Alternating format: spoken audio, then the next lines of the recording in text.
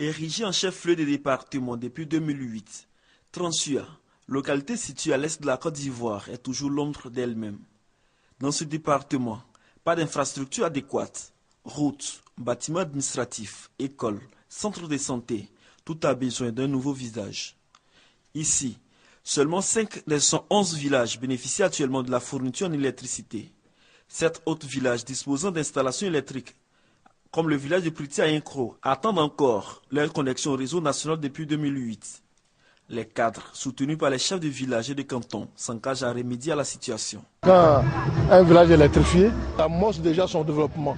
Bientôt, nous allons envoyer des techniciens pour évaluer qu'est-ce qu'il faut faire, et puis même la ligne, et puis saisir le conseil régional, qui est le poumon de développement local, pour voir qu'est-ce qu'ils doivent faire. Des chefs nous semblent avoir réussi vraiment un pas très important dans cette recherche de cohésion.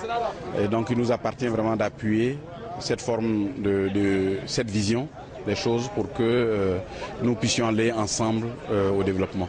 Dans ce département, l'école aussi n'est pas bien lotie. Seulement une vingtaine d'écoles primaires et 2 collèges pour les 111 localités. Les élèves parcourent au quotidien plusieurs kilomètres pour se rendre à l'école.